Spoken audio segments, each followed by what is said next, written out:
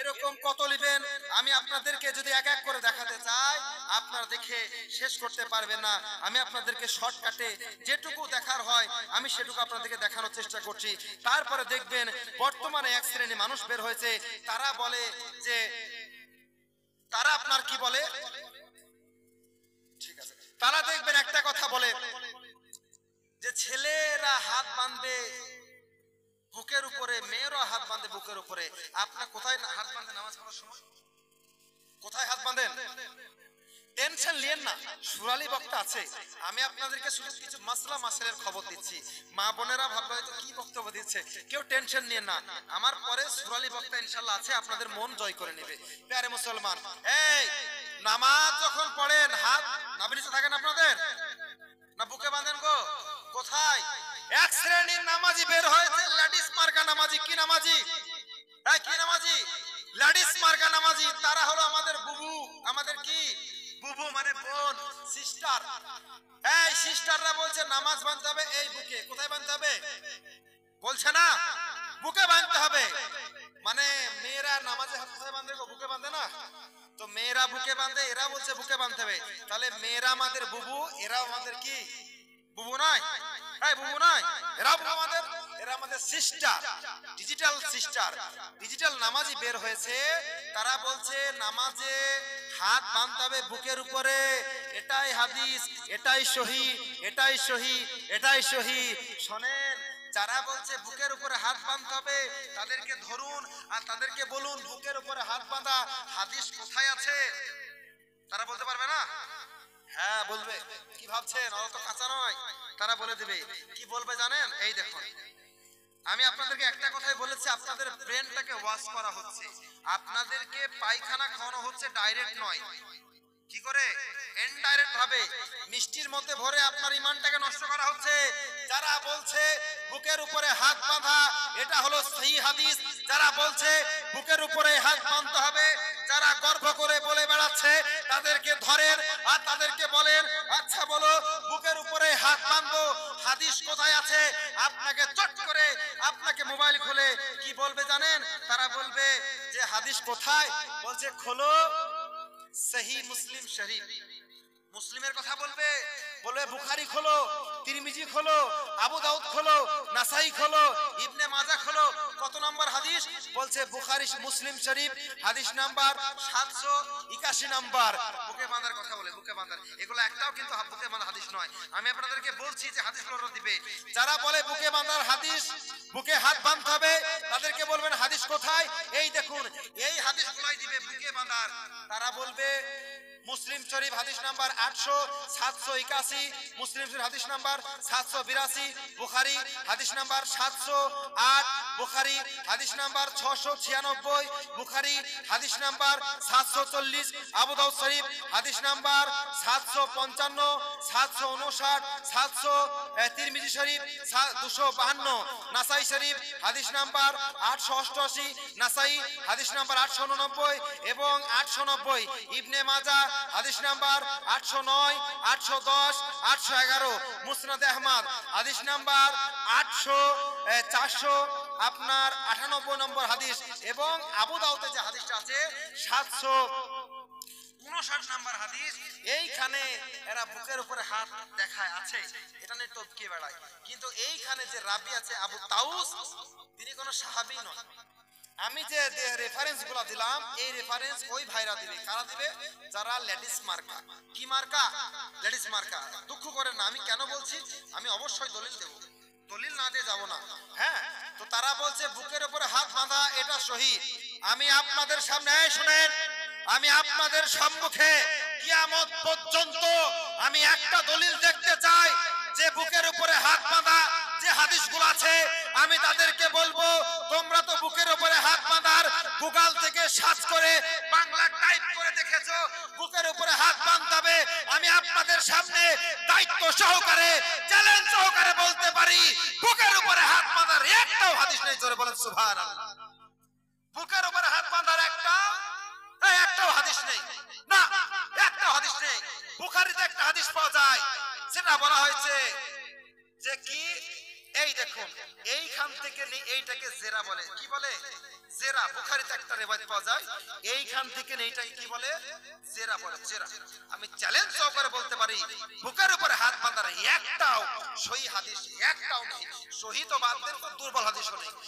তো যদি বুকের উপরে যে হাত যারা বলে, বুখারীতে যদি আমি এইখান থেকে নেই, এইটা যদি জেরা মনে করি, প্রত্যেকে ট্রাই করুন তো, এইখান থেকে নেই, এইখান ধরুন, প্রত্যেকে ধরুন, একবার ধরুন না, আমার সাথে ধরুন, এই হবে, এই দেখুন, এই কুন্না এইখান থেকে শুরু করে, এইখান থেকে ভালো করে দেখুন, এখান থেকে শুরু করে এইটা, এই দেখুন, ছেড়ে দেন তো, এবার ছাড়ুন, ধরে ছাড়ুন, একবার ট্রাই করুন না, আর একবার ট্রাই করুন, এই ধরে, এই ধরে, এই শেষ, এই শেষ, এইদিকে এই শেষ, এবার ছাড়ুন, ছেড়ে দেন।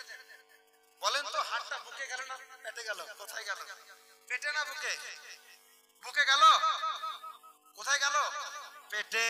তো যদি বুখারীর ওই হাদিসটা আমি মেনেও নি 1 মিনিটের জন্য, কমিটের জন্য 1 মিনিটের জন্য মেনে নিলাম, ঠিক আছে, এটা মানলাম। এইবার বাঁধুন, দেখেন কোথায় যাবে? পেটে না, পেটে, পেটে।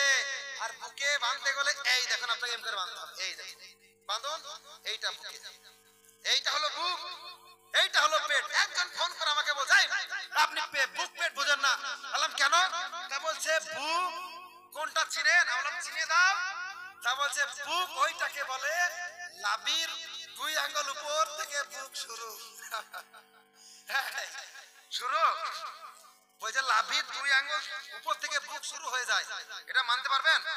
এই লাভির 2 আঙ্গুল উপর থেকে বুক, এইটা থাকো, এটা বুক। যদি কোনো ব্যক্তি লাভির উপরেও হাত বাঁধেন, নামাজ হবে না? আমি সে বিরোধিতা করছি না। যদি কেউ লাভিতেও নামাজ বাঁধে, আমি তাকে বলছি না যে নামাজ হবে না। আপনি ইমাম মালিকের ফতোয়া, আপনি হাত বেঁধেন না, হাত ছেড়ে দেন, নামাজ হয়ে যাবে। আমি সেটা যাচ্ছি না। আপনি যে গাইড জোরে বলছেন বুকে বাঁধতে হবে, আমি সেটার বিরোধিতা করছি। আপনি হাত বুকে বাঁধুন, আপনি হাত পেটে বাঁধুন, আপনি হাত নাভির নিচে বাঁধুন, আপনি হাত ছেড়ে দেন, আপনি হাত মাথায় বাঁধুন, আপনি বেঁধেন না, আপনি হাত লম্বা করুন, ব্যায়াম করুন, আমার কোনো অসুবিধা নেই। কোনো অসুবিধা আছে? আমার কোনো অসুবিধা নেই। অসুবিধা আমার এক জায়গাতে, আপনি কেন হাদিসের দোহাই দিয়ে মিথ্যা কথা বলছেন? আপনি কেন কোরআনের দোহাই দিয়ে মিথ্যা কথা বলছেন? আপনি জাতিকে কেন ধোঁকা দিচ্ছেন যে হাত বুকে বাঁধতে হবে? আপনার ইচ্ছা আপনি বাঁধেন, আপনি বাঁধেন, আপনার ইচ্ছা আপনি মদ খান, আমার সমস্যা নেই। হারাম খাবেন তো আমার কি আছে? আপনি বাবার টাকায় খাবেন, খান। বুকের উপরে হাত বাঁধেন, বাঁধুন, আমার সমস্যা নেই। কিন্তু তর্ক কেন করছেন? চ্যালেঞ্জ কেন তুমি করছো? বাঁধো, সমস্যা নেই। এই প্যারে মুসলমান, বুকের উপরে হাত বাঁধা যে দলিলগুলো বললাম, এগুলো সম্পূর্ণ, এইগুলো একটাও হাদিস বুকের উপরে নয়। বুকের উপরে একটাও হাদিস নয়। হাদিস যেটা বলা হলো, এই যে আপনার এই যে তালু, বাম হাতের তালুর উপরে ডান হাতে তালু রাখতে হবে। কি রাখতে হবে? বাম হাতের তালুর উপরে ডান হাতের তালু। এই যে ছেড়ে দেন তো, এই বেঁধে হাত ছেড়ে দিবেন। হাত যেখানে যাক, হাত বুকে যাক, পেটে যাক, নাভির নিচে যাক, হাঁটুর নিচে যাক, যেখানে যাক হাত ছেড়ে দিবেন। হাত ছেড়ে দেন, যেখানে হাত যাবে নামাজ পড়েন, দেখবেন অটোমেটিক হাতটা নাভির নিচেই যাবে। যাবে না? দেখবেন চেষ্টা করে, নাভির নিচেই যাবে। এইবার আমার প্রশ্ন, আপনি বলতে পারেন হুজুর, এই যে আপনি কথাটা বললেন এইভাবে বাম হাতের কবজির উপরে ডান হাতের কবজি রেখে নামাজ পড়তে হবে, কোন হাদিসে বলা আছে? এর কোনো হাদিস আছে? হাদিস চাই, তাই না? হাদিস চাই। অত আপনারা কাঁচা লোক নয়, যেরকম বসে চুপচাপ শুনছে এরকম কাঁচা লোক নয়, শিক্ষিত লোক আপনারা। হাদিস চলুন দিই। হাদিস আপনার আজান হচ্ছে তো আপনার মুসান্নাফে ইবনে আবি সাইবা, মুসান্নাফে ইবনে আবি সাইবা হাদিস নাম্বার 3959 নম্বরের মধ্যে হযরতে ওয়াইল বিন হুজর রাদিয়াল্লাহু তাআলা আনহু তিনি বর্ণনা করছেন, রাআইতু নবী সাল্লাল্লাহু আলাইহি ওয়াসাল্লামা ওয়াদা ইয়ামিনাহু আলা সিমালিহি ফি সলাতি তাহতা সূরাতি। হযরতে ওয়াইল বিন হুজর রাদিয়াল্লাহু তাআলা আনহু তিনি বলছেন, আমি রাসূল করিম সাল্লাল্লাহু তাআলা আলাইহি সাল্লামকে দেখেছি, তিনি যখন নামাজে দাঁড়াতেন কি করতেন? ডান হাতকে বাম হাতে রেখে নাভির নিচে রাখতেন। এই যে আপনার হাত, এটা কি হাত গো? বাম হাত। বাম হাতকে এই বাম হাত, এই যে ডান হাত, ডান হাতকে বাম হাতের উপরে, এটা কি হাত? ডান হাত, বলছে ডান হাতকে বাম হাতের উপরে রেখে নাভির নিচে রাখতেন। কে রাখতেন? আল্লাহ নবী সাল্লাল্লাহু তাআলা আলাইহি ওয়াসাল্লাম। হাদিস কোথায়? হাদিস আপনি দেখে নেবেন মুসান্নাফে ইবনে আবি সাইবা, হাদিস নাম্বার 3959। আমি আপনাদের হাদিস নাম্বার আর বাংলা তরজমা করে দিচ্ছি। তারপরে আপনার আবু দাউদ শরীফ হাদিস নাম্বার 756, মুসান্নাফে মুসনাদে আহমদ হাদিস নাম্বার 875, মুসান্নাফে ইবনে আবি সাইবা হাদিস নাম্বার 3966। আমিরুল মুমিনিন হযরতে আলী রাদিয়াল্লাহু তাআলা আনহু তিনি বর্ণনা করছেন যে আপনার সুন্নাত হলো আর সুন্নাতু ওয়াদু কাফি আলাল কাফি, নামাজের সুন্নাত হলো যে এক হাতের তালুর উপরে অপর হাতের তালু রেখে, এক হাতের তালুর উপরে অর্থাৎ বাম হাতের যে আপনি কবজি দেখছেন এইখানে অপর হাতের তালু রেখে ডান হাতে নামাজ আপনার নাভির নিচে রেখে দেওয়া, এইটা হলো নবীর সুন্নাত। জোরে বলুন সুবহানাল্লাহ। নবীর সুন্নাত হলো এক হাতে তালুর উপরে অপর হাতে তালু রেখে নাভির নিচে রাখা, এটা হলো নবীর সুন্নাত। আপনি মানবেন কি মানবেন না আপনার ব্যক্তিগত ব্যাপার, আমি কোনো ঝামেলা লাগাতে আসিনি। প্যারে মুসলমান, তারপরে যদি আপনি দেখেন মুসান্নাফে ইবনে আবি সাইবা হাদিস নাম্বার 3963 মধ্যে ওইটাই বলা আছে। হযরতে হাজ্জাজ বিন আবু হাসান রাদিয়াল্লাহু তাআলা আনহু বর্ণনা করেন, আমি আবু মিজলাসকে বলতে শুনেছি অথবা আমি তাকে জিজ্ঞাসা করলাম যে নামাজে কিভাবে হাত বাঁধবো। তিনি তখন বললেন যে ডান হাতের তালু বাম হাতের পিঠে রেখে, ডান হাতের তালু বাম হাতের পিঠে রেখে নাভির নিচে রেখে দেওয়া, এটা হলো নবীর সুন্নাত। সুন্নাত সুন্নাত জোরে বলুন সুবহানাল্লাহ। প্যারে মুসলমান, হাদিস দেওয়ার পরেও যদি আমাদের মনে হয় যে না আমরা বুকের উপরে হাত বাঁধবো, আমার কোনো সমস্যা আছে? কোনো সমস্যা আছে? কোনো সমস্যা নেই। আপনি বুকে বাঁধেন, পেটে বাঁধেন, হাত ছেড়ে দেন, আমার কোনো সমস্যা নেই। আমার শুধু কর্তব্য কি, আমি শুধু আপনাদেরকে হাদিস দেখাবো। যদি আপনারা পারেন সেটাকে গ্রহণ করুন, আর যদি মনে করেন যে না এটাকে আমরা মানতে পারলাম না, দেওয়ালের মধ্যে ছুঁড়ে মারুন। তারপরে প্যারে মুসলমান, নামাজের বিষয়ে দেখবেন এক শ্রেণীর মানুষ জোরে আমিন বলে। না না, জোরে আমিন বলা যাবে না। আরে একজন সাহাবী ইয়ামান থেকে নবীর কাছে এসেছিলেন শিক্ষার জন্য, 20 দিন ছিলেন, 60 ওয়াক্তের নামাজ পড়েছিলেন। 60 ওয়াক্ত নামাজের মধ্যে মাত্র 3 ওয়াক্ত জেহরিতে আল্লাহর নবী জোরে আমিন বলেছিলেন। কিসের জন্য? শিক্ষার জন্য। আর 57 ওয়াক্তে আল্লাহর নবী আমিন আসতে বলেছেন। কিন্তু প্যারে মুসলমান, বর্তমান সমাজে দেখতে পাওয়া যায় আমিন বলে মসজিদ ফাটিয়ে দেয়। না না, এটা করা যাবে না। এটা আমাদের শিক্ষার জন্য আল্লাহর নবী ওই জামানায় বলেছিলেন, সেটাকে হাদিস বলে চালিয়ে দিলে আমাদের হবে? হবে? হবে না। প্যারে মুসলমান, নামাজ, রোজা, হজ, যাকাত যে আমলগুলো আছে, ঈমানটাকে মজবুত রেখে যদি কবরে যেতে পারেন তাহলে আপনি যাবেন জান্নাতে। আর যদি আপনার আমল ঈমান সব নষ্ট করে যদি কবরে যান, আপনাকে জাহান্নামে যেতে হবে। আমাদেরকে চেষ্টা করতে হবে ঈমানটাকে মজবুত রেখে কবরে যাবার, এই চেষ্টা করতে হবে না। বর্তমান সমাজে ফিতনা দেখবেন, অনেকে বলে বাবার মাজারে যাওয়া যাবে না, ওলির মাজারে জেলে বসে শিরিক হবে। এই মাজারে যে কেউ সেজদা করেন? সেজদা করে, কিন্তু আপনারা করেন? এই আপনারা করেন? আপনারা করেন? আপনারা করেন? যেখানে বসে আছেন সেজদা করেন?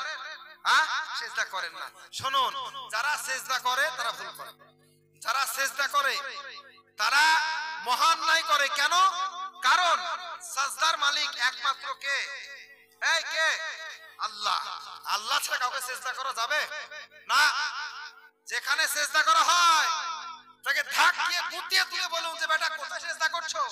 এটা কে? না, সেজদা করা যাবে না। অনেক জায়গাতে উনি যে বললেন কথা বাস্তব বলেছে, শুনতে খারাপ, অনেক জায়গায় সেজদা হয়। হ্যাঁ, অনেক জায়গাতে সেজদা হয়, কিন্তু এগুলো করা যাবে না। সেজদা করা যাবে না, সেজদা করা যাবে না। সেজদা একমাত্র কাকে করতে হবে? এই কাকে? আল্লাহকে সেজদা করতে হবে। আল্লাহ ব্যতীত যদি কোনো মানুষকে সেজদা করেন ওটা হবে শিরক। ওটা কি হবে? শিরক হবে। আল্লাহ শিরকের গুনাহ মাফ করবে না। বুঝতে পারলেন? আপনি আল্লাহর ওলির দরবার যান, আমি মানা করব না। আপনি আল্লাহর দরবারে যান, আল্লাহর ওলির দরবারে যান, জিয়ারত করুন, কোনো সমস্যা নেই। কিন্তু জিয়ারতের মধ্যেও ভাগ আছে, যে চুমাচাটি করেন না। চুমাচাটি একটা আদবের বিষয়, কেন?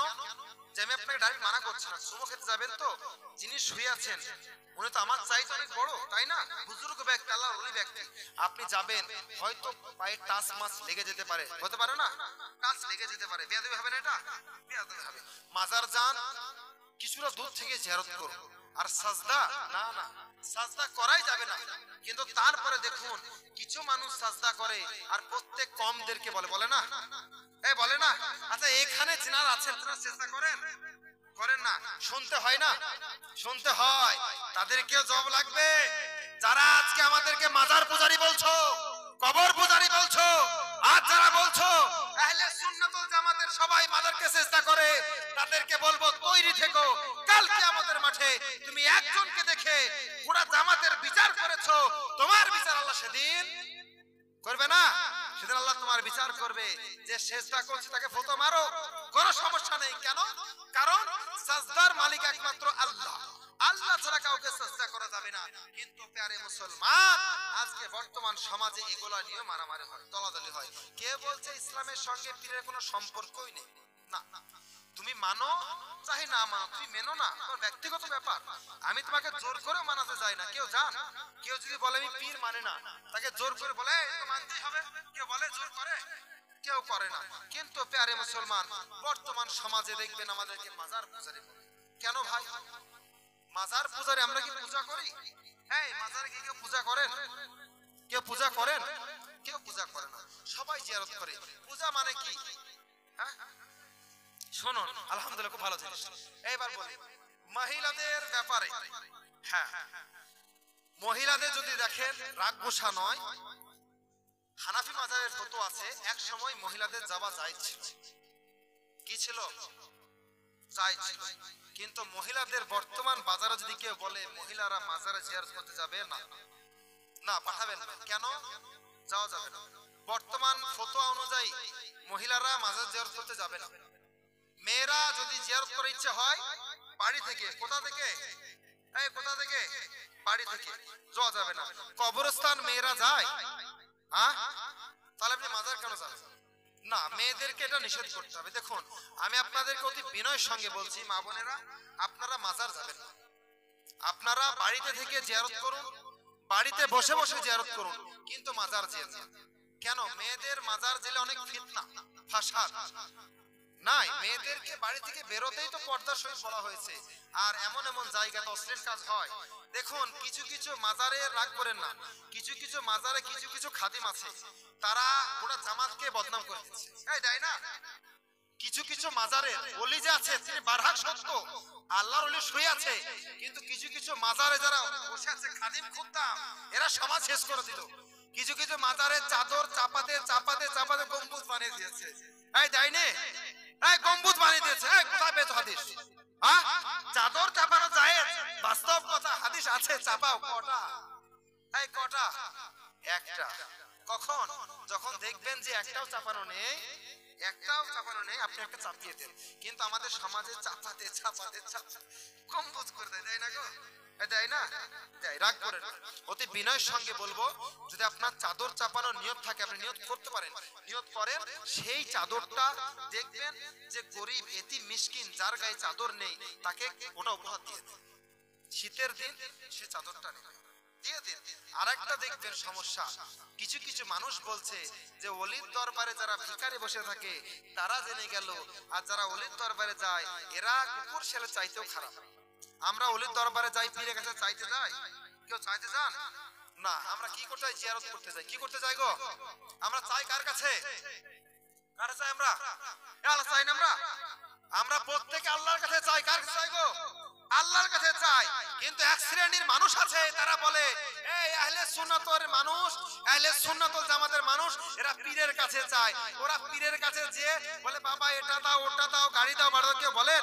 কেউ বলে না। আরে ওটা বাদ দেন, একজনকে দেখে 10 জনকে বিচার করেন না। হ্যাঁ, একজনকে দেখে 10 জনকে বিচার করতে চান না, কিন্তু পুরো জামাতকে বলে, পুরো জামাতকে বলে কিন্তু না। তাহলে যারা বলছে যে যে পীরের দরবারে যায় তারা মানুষ নয়, কুকুর শেলের চাইতেও খারাপ। আর যে ভিখারি বাইরে বসে থাকে সে জেনে গেল যে পীরের কাছে গেলে কোনো মাল পাওয়া যাবে না, বাইরে বসে থেকে পীরওয়ালার কাছে, অর্থাৎ যে মাজার জিয়ারত করে বাইরে বেরিয়ে আসবে তার কাছে মাল পাওয়া যাবে। আমি তাহলে আপনাকে একটা কথা বলবো, এটা যুক্তি, এটা কোন আমি হাদিসের কথা বলছি না, এক্সাম্পল স্বরূপ বলছি, কেউ মনের মধ্যে নেবেন না। মসজিদে শুক্রবারের দিন নামাজ হয়, আল্লাহর কাছে নামাজ পড়তে যায়, তো ভিখারিরা বাইরে বসে থাকে, এরা কার কাছে চায়? এরা কার কাছে চায়?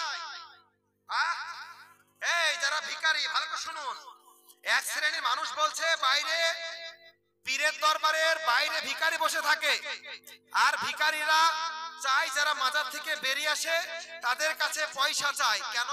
বলছে পীরের কাছে মাল পাওয়া যাবে না, ভিখারির কাছে পাওয়া যাবে। দেখছেন পীরকে নিয়ে কত বাজে মন্তব্য করছে, আল্লাহর ওলিকে নিয়ে কত বাজে মন্তব্য করছে। বলছে তার কাছে কোনো মাল পাওয়া যাবে না, অথচ তার কাছে মাল চাই যাচ্ছে। এই আমরা চাইতে যাই, জিয়ারত করতে যাই, জিয়ারতটাকে নিয়ে কটূক্তি করা হচ্ছে, জিয়ারতকে নিয়ে ব্যঙ্গ করা হচ্ছে, আর বলছে ভিখারি বাইরে বসে থাকে।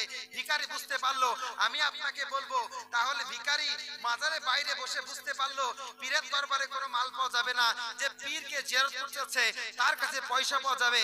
এইবার আমার প্রশ্ন, আচ্ছা আপনারা বলুন তো, জুম্মার দিনে যখন জুম্মার নামাজ হয়ে যায় ভিখারিরা মসজিদের কাতারে বসে থাকে না বাইরে বসে থাকে? কেন কেন বসে থাকে? টাকা নেওয়ার জন্য। কার কাছে? কার কাছে নেওয়ার জন্য? আল্লাহর কাছে না কার কাছে? মানুষের কাছে। এবার আমি যদি বলি আপনাকে ভিখারিরা আল্লাহকে চায় না কেন, এটা যুক্তি নয়। আমি যেটা বলছি এটা কোনো হাদিস নয়, এটা একটা যুক্তি। হ্যাঁ, এটা উদাহরণস্বরূপ বলছি, এটাকে আবার কেউ হাদিস বলে মেনে নিয়েন না। হ্যাঁ, এটা আমার উচিত নয়, তবে আপনাদেরকে বোঝানোর জন্য বলছি, ঠিক আছে? কেউ মাইন্ড করবে না, ডোন্ট মাইন্ড, কেউ মাইন্ড করবে না। তাহলে ভিখারিরা কেন বলছে না ভিতরে যে আল্লাহকে আমার টাকা দাও? মানুষ কেন চাইছে, তাই না? এটা একটা যুক্তি, কেউ মাইন্ড করবেন না কথাটা, ঠিক আছে?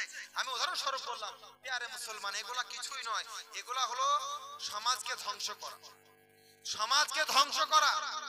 মানুষজন পীরের দরবারে বলুন আর যেখানে মাজারে বলুন আর মসজিদে বলুন, যারা বাইরে বসে থাকে তারা প্রত্যেকেই জানে যে মাজারে জিয়ারত করতে গেছে, মসজিদে নামাজ পড়তে গেছে। যদি আমরা বাইরে বসে থাকি, আল্লাহর বান্দা হয়তো কিছু ইনাদের ওসিলায় কিংবা আল্লাহর খাতিরে নবীর ওসিলায় 2-1 টাকা দিতে পারে। এই এরকম নিয়ত নয়? বলেন হবে না? তাহলে এই হিসাবে চলে। কিন্তু প্যারে মুসলমান, আমাদেরকে বুঝতে হবে যে সমাজে উল্টো পাল্টা শুধু ফতোয়া মারলে চলবে না, আমাদেরকে বুঝে সুঝে ফতোয়া কি করতে হবে? মারতে হবে না? মারতে হবে না? বুঝে সুঝে আমাদেরকে ফতোয়া মারতে হবে। প্যারে মুসলমান, বর্তমান সমাজ ঈমানটাকে মজবুত করে রাখতে হবে। কেন? কারণ জুল খওয়াইশরা যে কথা বললাম, বুখারী শরীফের হাদিস, কিতাবুল মাগাজি খুলে দেখে নেবেন, হাদিস নাম্বার 5057 এবং আপনার বুখারী শরীফ হাদিস নাম্বার 7432 নম্বর হাদিস খুলে দেখে নেবেন যে আল্লাহর নবী সাল্লাল্লাহু তাআলা আলাইহি সাল্লাম তিনি যে ভবিষ্যৎবাণী করে গেছেন সেই ভবিষ্যৎবাণী পাই টু পাই মিলে যাবে, এবং সেই ভবিষ্যৎবাণী সাহাবী যুগ থেকে মিলতে এসেছে। দেখবেন যারা সাইয়েদনা উমর ফারুককে শহীদ করেছিল, নন মুসলিম ছিল না, ঈমান আনার পরে নামাজ পড়তে গিয়েছিল, মিছে মিছে অন্তরে ঈমান এনে নামাজ পড়তে গিয়ে নামাজরত অবস্থায় তিনাকে শহীদ করা হয়েছিল। হয়নি? হয়েছিল। তারপরে দেখবেন আপনার খলিফা সাইয়েদনা উসমান রাদিয়াল্লাহু তাআলা আনহু, তিনাকে নির্মম ভাবে কতল করা হয়েছিল। কারা করেছিল? কাফেররা করেছিল, বেঈমানেরা করেছিল, মুশরিকরা করেছিল? না না, এই জুল খওয়াইশরা নামধারী বংশরা আপনার মুসলমান দেশ পড়ে ঈমানের দাবি করে মুখের মধ্যে ঈমান এনে তারা আপনার কতল করেছিল। সাইয়েদনা আলীকেও কতল করেছিল, শহীদ করা হয়েছিল। কারা করেছিল? তাহলে আমি আপনাদেরকে বলবো যে লম্বা পাঞ্জাবি আর টুপি দাড়ি দেখে এগুলা দেখে বুঝে নিলে হবে না যে একদম খাঁটি। আমি আপনাদেরকে বলবো সব সময় হাদিস এবং কোরআন দেখুন। কেন? হাদিস, কোরআন, ইজমা, কিয়াস, এর বাইরে যদি কেউ কথা বলে তার কথাকে ধরুন। দেয়ালের মধ্যে মারুন। আর যদি হাদিস কোরআন ইজমা কিয়াস এই মোতাবেক যদি কথা হয় সেটাকে গ্রহণ করতে হবে। আমার নবীর প্রেম অন্তরের মধ্যে রাখতে হবে, হুব্বে রাসূল অন্তরের মধ্যে রাখতে হবে। যার ভিতরে হুব্বে রাসূল নাই, যার ভিতরে নবীর প্রেম নাই, ভালোবাসা নাই, সে ব্যক্তি কেমন? আপনি যদি হাজী হন, আপনি যদি গাজী হন, আপনি যদি ওলি হন, আপনি যদি মাওলানা হন, মুন্সি হন, মুহাদ্দিস হন, মুহাদ্দিসে কাবীর হন, যদি আপনি মক্কার ইমাম হন, মদিনার ইমাম হন, আর যদি আপনার ভিতরে হুব্বে রাসূল না থাকে, নবীর প্রেম না থাকে, নবীর ভালোবাসা না থাকে, খোদার কসম করে বলি আপনি যখন মারা যাবেন মালাউন বেঈমান হয়ে মারা যাবেন। এই হয় মারা যেতে হবে, মালাউন বেঈমান হয়ে। আর যার ভিতরে নবীর প্রেম থাকবে, ভালোবাসা থাকবে, হুব্বে রাসূল থাকবে, নবীর ইশক থাকবে, মহব্বত থাকবে, ওই ব্যক্তি যখন মারা যাবে মুমিন মুত্তাকিন পরেজগার হয়ে মারা যাবে। ঠিক কিনা বলো? এই ঠিক নয়? হ্যাঁ, বাস্তব। প্যারে মুসলমান জুলখাওয়াইশরা সেও তো নামাজ পড়েছিল, মারা কেমন হয়ে গেছে? হ্যাঁ, মুমিনের মতো মারা গেছে? না না, মালাউন বেঈমানের মতো মারা গেছে। কেন? তার কাছে আমল ছিল, কি ছিল না? ঈমান ছিল না, হুব্বে রাসূল ছিল না, নবীর প্রেম ছিল না, নবীর ভালোবাসা ছিল না। ইত্তাকুল্লাহ, আল্লাহকে ভয় করার কথা জুলখাওয়াইশরা নবীকে বলছে, নবী আল্লাহকে ভয় করুন। এই যে ব্যক্তি নবীকে যদি বলতে পারে আল্লাহকে ভয় করুন, তার ভিতর নবীর প্রেম আছে? এই আছে? হ্যাঁ, আছে গো। যে নবীকে বলতে পারে ইয়া রাসূল আপনি আল্লাহকে ভয় করেন, ইনসাফ করুন, আপনি ভালোভাবে আদল করুন, ইনসাফ করুন, যে কথা নবীকে ডাইরেক্ট বলতে পারে, এই তার ভিতরে হুব্বে রাসূল আছে? এই আছে? আচ্ছা, এর যারা অনুসরণ করবে তাদের ভিতরে নবীর আশিক থাকবে? তাদের ভিতরে নবীর প্রেম থাকবে? কি করে থাকতে পারে? জুলখাওয়াইশরাকে যারা অনুসরণ করে চলবে তাদের ভিতরে নবীর প্রেম থাকতে পারে না। না না, নামাজ পড়লে আর রোজা রাখলে মুমিন হওয়া যায় না, আর মুসলমান দাবি করলে মুসলমান হওয়া যায় না। না, কখনো হওয়া যায় না। আপনি মারা যাবেন তো বলা হয়েছে মারা যদি যাও তো মুমিন মুত্তাকিন হয়ে মারা যাও। কেন? আল্লাহ বলছে কুল্লু নাফসিন যায়কাতুল মাউত, প্রত্যেককে মরণের স্বাদ গ্রহণ করতে হবে। আবার আল্লাহ অন্য জায়গাতে বলছে তোমরা মারা যাবে, বাস্তব কথা, সত্য কথা, কিন্তু যখন মারা যাবে মুমিন মুত্তাকি পরেজগার হয়ে মারা যাবে। এটা আবার কেন বলা হলো? ওই যে 72 মার্কা, হ্যাঁ, সব সময় চেষ্টা রাখতে হবে যে 72 মার্কা না হয়ে আমাদেরকে কোরআন হাদিস অনুযায়ী আমল করে ঈমানটাকে মজবুত রেখে কবর যেতে হবে। যদি আমরা যেতে পারি আমাদের জীবন সাকসেস হবে। আর যদি আমরা ওই রকম ভাবে যদি আমরা কবরে, যদি আমরা পৃথিবীতে যদি আমরা ঈমান আমল যদি নষ্ট করে ফেলি তাহলে আমাদের আমল সব নষ্ট হয়ে যাবে। হয়ে যাবে না? যদি পৃথিবীতে আমরা আমলটাকে নষ্ট করে দিই ঈমান কাজে আসবে? এই কাজে আসবে না। এই ঈমানটাকে নষ্ট করে দিলে আমল কাজে আসবে না। যদি আপনার ঈমান যদি নষ্ট থাকে আমল কাজে আসবে? আমল তখনই কাজে আসবে যখন আপনার ঈমান মজবুত হবে। আমি আগেই বলেছি বোতলের উদাহরণ দিয়ে, পানি সেই বোতলে ভরুন যে বোতলে নিখুঁত বোতল, যে বোতলে ছিদ্র নাই সে বোতলে পানি ভরুন, আর যে বোতলে ছিদ্র আছে সে বোতলে পানি ভরা যাবে? যাবে না। যাই হোক, একটা প্রশ্ন এসেছে, উত্তর দিয়ে দিই নাকি? আল্লাহর নামে সিন্নি নিয়ে আসে, আল্লাহর নামে সিন্নি নিয়ে আসে এবং মাজারে সেজদা করে, এটা কি করা যাবে? এই তো প্রশ্নের উত্তর তাকে দিয়ে দিলাম। আপনি মাজারে গেছেন সিন্নি নিয়ে, তাই তো? সিন্নি নিয়ে গেছেন, হ্যাঁ কিনা বলুন বাবারা? মাজারে গেছেন সিন্নি, যে কোনো জিনিস ধরেন, মিষ্টি হোক, কোনো পোলাও হোক, যাই হোক, মাজারে গেছেন তাবারুক একটা মিষ্টি জিনিস নিয়ে গেছেন তো নিয়ে যে কি করা হয়? ওটাকে রাখা হয়, ফাতিহা করা হয়। ফাতিহা করা হয় না? ফাতিহা করা হয়। তো ওই যে মিষ্টি মাজারে নিয়ে গেছেন, ফাতিহা করা হয়, সেটাকে তাবারুক বলে। কি বলে? তাবারুক বলে। তো সিন্নি নিয়ে আসে মাজার, আল্লাহর নামে সিন্নি নিয়ে আসে, তো সিন্নি নিয়ে আসা যাবে? যিনি লিখেছেন মাজারে আপনি সিন্নি নিয়ে যেতে পারেন, মিষ্টি জাতীয় জিনিস আপনি নিয়ে যাবেন দোয়ার জন্য, কারণ সামনে পানি হোক, কোনো খাবার রেখে দোয়া করা এটা সুন্নাত, আপনি করতে পারেন। দ্বিতীয় নাম্বার, মাজারে সেজদা করা, এটা কি করা যাবে? না, মাজারে সেজদা করা যাবে না, এটা গুনাহ, এটা শিরক কাজ। সেজদা করা মাজারে যাবে না, যাবে না, যাবে না, মাজার জিয়ারত করতে হবে। দ্বিতীয় নাম্বার, অপরিচিত মহিলাদের নিকটে বসিয়ে তাবিজ দেওয়া যাবে কি? মহিলা যদি কোনো মহিলা তাবিজ নিতে আসে, পর্দার ব্যবস্থা করতে হবে। যিনারা তাবিজ দিচ্ছেন কোনো মহিলা এসেছে, পর্দার সহিত নয়। এমনও তো যায় না, সবাই কি পর্দা করে? করে না। সবাই তো বোরখা পড়ে না। আবার বোরখা পড়লে এখন বোরকার ভিতরে লুকোচুরি দেখবেন বর্তমানে মা বোনদের বলতে হয় না, হ্যাঁ মানে কোন ভাষায় কথা বলে আমি নিজে খুঁজে পাই না। এই এমন বোরখা পড়ে, এটা বাস্তব কথা বলছি, কেউ রাগ করে না, কারণ বাবার তুল্য মানুষ আছে। হ্যাঁ, এমন বোরখা পড়ে ওর দেহের অঙ্গ প্রত্যঙ্গ দূর থেকে দেখতে পাওয়া যায়, নজর হয় না। হ্যাঁ, ও বোরখা পড়েছে, ও মানে আমি তো মাথায় কাপড় দিয়েছি ইমামকে দেখে, কিন্তু ও বোন, ও মা, তুই মাথায় কাপড় দিয়ে মুখ ডেকেছো, তোমার দেহতে কাপড় কই? তোমার মাথায় কাপড় যে পিঠটা উঠে গেল ওটা দেখো।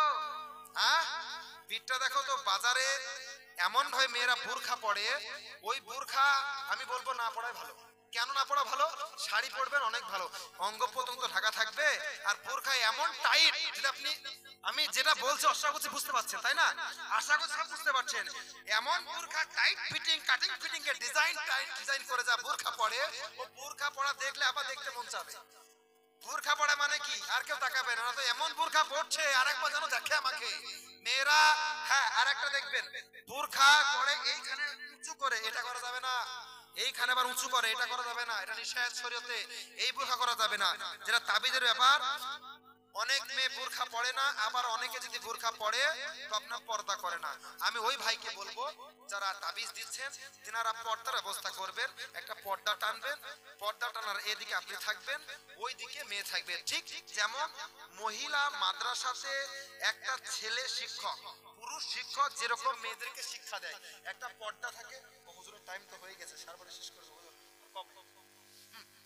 যেরকম একটা পর্দা থাকে, পর্দার আড়ালে মেয়েরা থাকে, এদিকে শিক্ষক থাকে। যেরকম শিক্ষা দেওয়া হয় ঠিক সেরকম দেওয়ার চেষ্টা করবেন। আশা করছি প্রত্যেকে বুঝতে পেরেছেন। মায়েদেরকে বলবো আপনারা পর্দা করুন, পর্দার মতো পর্দা করুন। আর ভাইদেরকে বলবো নতুন বিয়ে করেছেন তো, নতুন বিয়ে করার পরে ফেসবুকে স্ট্যাটাস মারে, মারে না? আমাদের ওখানে মারে। কেমন করে মারে? একটা কাটিং আছে। কিরকম কাটিং জানেন? ফেসবুকে কাটিংটা হলো স্বামী স্ত্রী দুজন দাঁড়িয়ে আছে, এই তুলে নিল, কিংবা কোনো ভাই তুলে দিল, তুলে দেওয়ার পরে ওই স্ত্রীর মুখে একটা স্টিকার মেরে দেয়, মারে না? একটা স্টিকার মেরে দেয়। তার মানে কি? ওই বলদ, ওটা একটা কি গো, ওটা বলদ, ওটা পাক্কা বলদ। ওই বলদটা বলছে যে যত আমার ফ্রেন্ড আছো, যত ফলোয়ার আছো, তোমাদের জন্য অফার, খারাপ নিয়েন না, ডোন্ট মাইন্ড, এটা বাস্তব কথা, আমি আগে বলছি মাইন্ড করবে না। ওই বলদটা বলে যে তোমাদের জন্য অফার, আমার বউকে ফেসবুকে দিলাম, মুখে স্টিকার মারলাম, মানে মুখ দেখালে গুনাহ হবে, মুখ বাদ দিয়ে সব দেখো নেকি হবে। মুখটা দেখাবে না, ও আপনাকে সব দেখিয়ে দিবে। মুখের মধ্যে স্টিকার মারা আছে, কিন্তু বলদ দেখছে না। এই তুই মুখ দেখেছো, আর অন্য জিনিসগুলা, দেহের পার্টস, অন্য পার্টস যেগুলা ঢাকা জরুরি প্রয়োজন, তুমি উহুদ পাহাড়ের মতো সেগুলাকে লিখে দিলা, সেগুলা ঢাকলা না। আর যেটাকে মুখটাকে ঢেকে দিলা, কেন? নজর লেগে যাবে, নজর বয়ে যাতে নজর না লেগে যায় সেজন্য স্টিকার মেরে দিল না। এগুলা করা যাবে না। আরেকটা জিনিস ছোট্ট করে সেরে দিই, হুজুর বসে আছে, লম্বা সময় নেব না। এই আরেকটা জিনিস, এই বিয়ে বাড়িতে ডিজে বাজে না, হক কথা বলবো, তাতে আপনারা যা করেন করেন, ফাড়ি দিতে দেন আর মারেন, যাই বলেন, হক কথা বলবো। এই বিয়েতে ডিজে বাজে না, ডিজে বাজে না, ডিজে বাজে। দেখবেন বিয়ে বাড়িতে ডিজে বাজছে, আর ডিজে বাজা অবস্থায় ভাই দাঁড়িয়ে আছে, বোন ডান্স দিচ্ছে, বাপ দাঁড়িয়ে আছে, বেটি ডান্স দিচ্ছে। ওইদিকে হিজড়া মার্কা, এটা বলা যাবে না, হিজড়া বলাতে আবার সোশ্যাল মিডিয়া আমার চরম অবস্থা, হিজড়া আমার পেছনে পড়ে গেছে। যাই হোক, সরি, এটা আমি বলবো না, মুখ ফুসকে বেরিয়ে গেছে। ওইদিকে বলদ দাঁড়িয়ে আছে, আর এদিকে তার বউ ডান্স দিচ্ছে। এই বলুন, এগুলা বাপ, এগুলা ভাই, এগুলা স্বামী, স্বামী নামে কলঙ্ক, বাপ নামে কলঙ্ক, ভাই নামে কলঙ্ক। এই কেন? তোমার বোন নাচছে আর গর্ব করে বলছে ওটা আমার বোন, বাপ বলছে এটা আমার বিটি, স্বামী বলছে এটা আমার বউ। কেমন সুন্দর নাচ করে ডান্স দিচ্ছে, লজ্জা লাগে না তোমার? শরম লাগে না? তোমার বিবি ডান্স দিচ্ছে, তোমার বোন ডান্স দিচ্ছে, আমি যখন টিটকারি মারবো আমার কলার ধরে বলবো এই টিটকারি যখন মারছো, তা আমাকে আগে তোমার ঘরটাকে সামলাও, তাই না? আগে ঘর সামলাও, ঘর সামলাও, আমি অটোমেটিক ঠিক হয়ে যাব। এই প্যারে মুসলমান, বর্তমান জামানা ফিতনার জামানা, ফিতনা থেকে বেঁচে থাকতে হবে। এই বর্তমানে ফিতনায় যদি পড়ে যান, ঈমান আমল সব শেষ হবে। নিজের ঘর ঠিক করুন, নিজের বোনকে ঠিক করুন, নিজের বিবিকে ঠিক করুন, নিজের বেটিকে ঠিক করুন, আর এই সমস্ত ঠিকঠাক করে কোরআন হাদিস সুন্নাত মোতাবিক, ইজমা কিয়াস মোতাবিক জীবন যাপন করুন। আপনার কিয়ামত, আখিরাত, আপনার কবর, হাসর যা আছে সব সুন্দর পার হয়ে যাবে। আর যদি এর বাইরে যদি কিছু বাড়াবাড়ি করতে যান, ঈমান আমল সব নষ্ট হয়ে যাবে। আল্লাহ রাব্বুল আলামিন আমাদের প্রত্যেককে বোঝার তৌফিক দেন। প্রত্যেকে বলুন আল্লাহুম্মা আমিন। একবার দরুদ পড়ুন, আল্লাহুম্মা